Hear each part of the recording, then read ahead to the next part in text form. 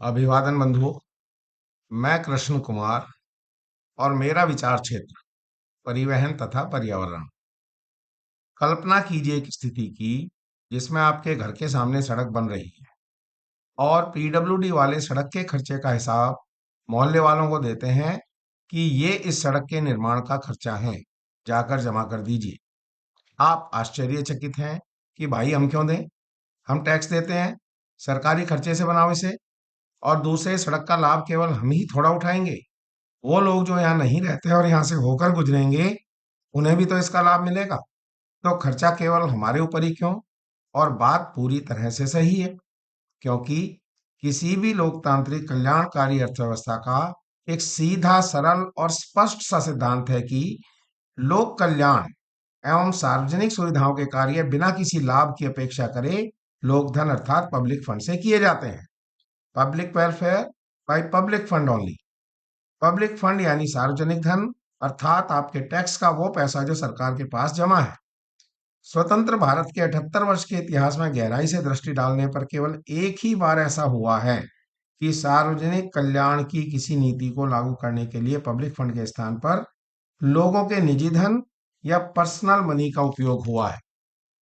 मैं बात कर रहा हूं वर्ष 2015 में लागू की गई मैंडेटरी व्हीकल स्क्रैपेज पॉलिसी या रिटायरमेंट पॉलिसी की, जिसे दिल्ली तथा एनसीआर क्षेत्र के बढ़ते वायु प्रदूषण को नियंत्रित करने के लिए लागू किया गया था।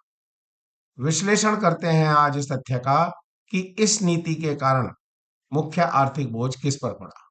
सरकारी कोष पर, जिसके द्वारा यह कार्य किया जाना था, या फिर निजी व्यक्तिगत जेबों पर। सभी सार्वजनिक कल्याण के कार्य सार्वजनिक धन यानी पब्लिक फंड से किए जाने होते हैं। शिक्षा व्यवस्था, स्वास्थ्य सेवाएं, सड़क परिवहन और इन्हीं की भांति उत्तम वायु गुणवत्ता तथा स्वच्छ वातावरण भी सार्वजनिक कल्याण का अनिवार्य अंग है। तो निश्चित रूप से मैंडेटरी व्हीकल रिटायरमेंट पॉलिसी या व्हीकल स्क्रैपेज पॉलिसी को भी इसी प्रकार योजनाबद्ध तरीके से किया जाना था कि इसके कारण उत्पन्न होने वाले खर्चे का भार सामान्य जनसाधारण पर ना पड़े। वैसे ये नीति नहीं, अदालत का आदेश था। इसे उस समय की दिल्ली सरकार द्वारा बिना कोई योजना बनाए बस आनन फानन में लागू कर दिया गया। आदेश का तो पालन किया ही जाना था, जबकि माननीय न्यायालय का आदेश था तो 100% और बहुत ही गहनता से इसका पालन किया भी गया। इस आदेश के अंतर्गत 10 वर्ष या उससे अधिक पुराने डीजल वाहनों और 15 वर्ष या उससे अधिक पुराने पेट्रोल वाहनों को सड़क पर चलने से प्रतिबंधित कर दिया गया। पुराने वाहनों को एनसीआर से बाहर अन्य राज्यों में बेचा जा सकता था, परंतु यह उन्हीं वाहनों के साथ संभव था जो इस 10 या 15 वर्ष की आयु सीमा के अंदर थे, अर्थात इससे कम पुराने थे। इससे अधिक पुराने वाहनों को एनओसी नहीं मिल सकती थी ट्रांसपोर्ट अथॉरिटी से, तो उनके सामने वाहन को कटवाकर स्क्रैप कराना ही एकमात्र विकल्प था। यहाँ मैं वाहन शब्द का उपयोग निजी वाहनों जैसे कार तथा मोटरसाइकिल, स्कूटर आदि के लिए कर रहा हूँ। व्यावसायिक वाहनों पर तो यह नियम पहले से ही लागू था। अब हम यहाँ पर प्राइवेट व्हीकल्स को 3 वर्गों में विभाजित करके देखेंगे। पहले तो वो जो आदेश लागू होने के समय 10 या 15 वर्ष की आयु सीमा को पहले ही पार कर चुके थे। इनके आगे स्क्रैपेज के अतिरिक्त और कोई विकल्प नहीं था। अच्छी भली हालत की गाड़ियां जो सामान्यतः 2-3 लाख की थीं, वो अवसर देखकर स्क्रैप करने वालों ने खरीद ली और 20,000 और 25,000 रुपए उनके दिए गए। उनको उन्होंने डिसमेंटल किया, पार्ट्स को अलग अलग बेचा और मोटा लाभ भी कमाया। इसमें अनेक क्लासिकल और हेरिटेज गाड़ियां भी सम्मिलित थीं, जो बहुत ही अधिक मार्केट वैल्यू रखती थीं।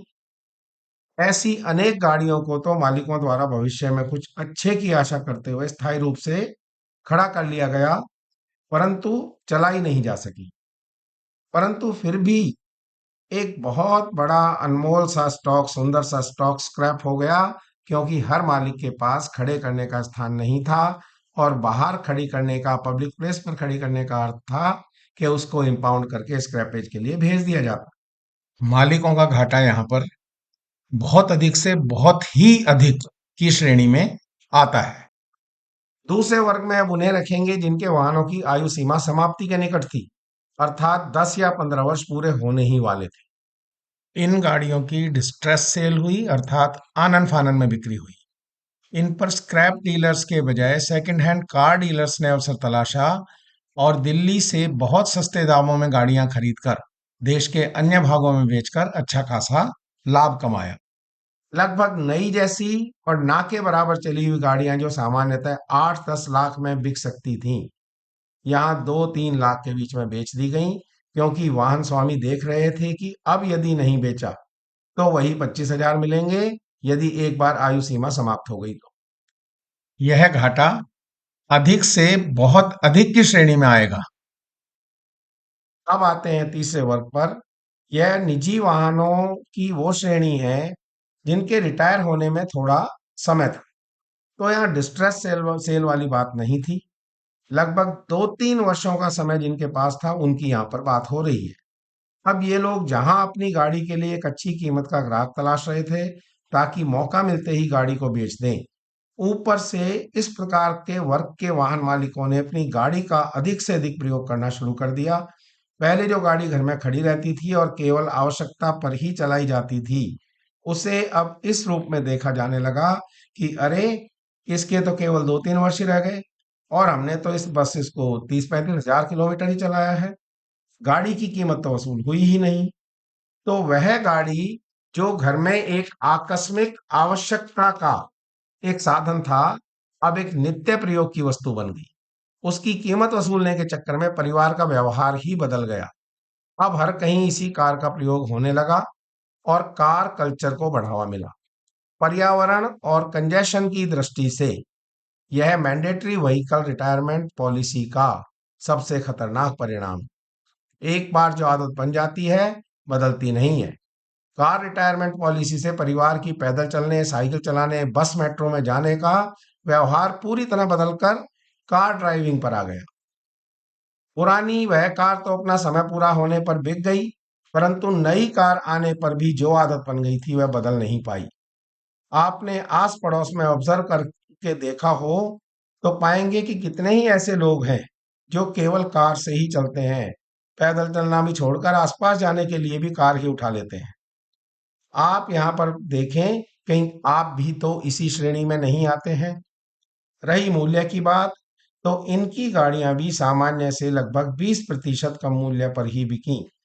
एज बार से लगभग 2 वर्ष पूर्व तक इन गाड़ियों को बेच दिया जाता है, क्योंकि खरीदने वालों को पता है कि उल्टी गिनती चालू है, तो उसी के अनुसार सौदेबाजी भी अच्छे से की जाती है। अब आते हैं अपने प्रारंभिक विषय पर कि इस नीति के आदेश का आर्थिक भार किस पर पड़ा। तो देखिए, एक आदेश को जारी करने के अतिरिक्त सरकार को तो कुछ खर्च करना नहीं पड़ा। पुरानी गाड़ियों के जो स्क्रैपिंग वाले एजेंट्स थे, उन्होंने गाड़ी को काटा, दूसरे राज्यों में बेचा, अच्छा लाभ कमाया। सेकंड हैंड डीलर्स ने भी यहाँ पर लाभ कमाया। लेकिन यही बात मालिक के विषय में नहीं कही जा सकती जिसकी गाड़ी बिकी। स्क्रैपिंग का सर्टिफिकेट देने वालों को रजिस्ट्रेशन में आटे में नमक जितनी छूट दी गई जो ना के बराबर थी, और लोगों ने इस छूट को लोग ले ही नहीं पाए, क्योंकि अधिकतर गाड़ियां ऑथराइज स्क्रैपेज सेंटर पर नहीं, उनके बाहर स्क्रैप हुई। और वास्तव में लोगों को ज्ञान आज भी नहीं है कि ये ऑथराइज स्क्रैपेज सेंटर कहाँ है और किस तरीके से कार्य करते हैं। तो पीछे जो डिस्कस किया कि सामान्य से 95% कम, 80% कम, 25% कम मूल्य पर गाड़ियां बिकी, तो वो जो सारा घाटा हुआ है वो उन वाहन मालिकों ने वहन किया जिनकी गाड़ियां स्क्रैप के लिए कटवा दी गई। अन्य शब्दों में मैंडेटरी व्हीकल रिटायरमेंट पॉलिसी का जो सारा खर्चा था, जो सारी फंडिंग थी, वो पर्सनल फाइनेंस अर्थात लोगों के निजी धन से हो गई, जो कि कल्याणकारी आर्थिक नियमों के अनुसार बिल्कुल भी सही नहीं है। अब इस वाहन के स्वामी के विषय में सोचते हैं जिसने गाड़ी खरीदी थी। तो अपनी आय पर इनकम टैक्स देने के बाद जो डिस्पोजेबल इनकम बची थी उसमें से उसने कार खरीदी थी। वाहन की कीमत पर जीएसटी दिया, अच्छी भारी मोटी रजिस्ट्रेशन फीस दी, डीजल पेट्रोल खरीदा तो उस पर भी टैक्स दिया, रोड टैक्स दिया, टोल टैक्स दिया, इंश्योरेंस कराया तो उस पर जीएसटी दिया, सर्विस टैक्स दिया। गाड़ी वर्कशॉप में रिपेयर के लिए भी गई तो उस बिल पर भी टैक्स दिया। तो इतने टैक्स वो इस गाड़ी के कारण दे चुका होता है कि कम से कम इस गाड़ी से संबंधित उसके हितों की तो रक्षा होनी ही चाहिए थी। परंतु क्या हो पाई है, ये आप विचार करें। एक वाहन पर जितना सरकार को धन जाता है, वाहन निर्माता उतना नहीं कमा पाता। जो मैन्युफैक्चरर है वो कंपटीशन की स्थिति में है और मार्जिनल प्रॉफिट कमाता है, जबकि सरकार की स्थिति अथॉरिटेटिवली मोनोपोलिस्टिक है। इतना कर देना है तो देना है, नहीं दो तो छोड़ो, गाड़ी मत खरीदो। आप शोरूम में बैठकर गाड़ी के मूल्य पर तो मोल भाव कर सकते हैं, परंतु गाड़ी पर दिए जाने वाले टैक्सेस, रजिस्ट्रेशन फीस पर क्या आप ऐसा कर पाते हैं?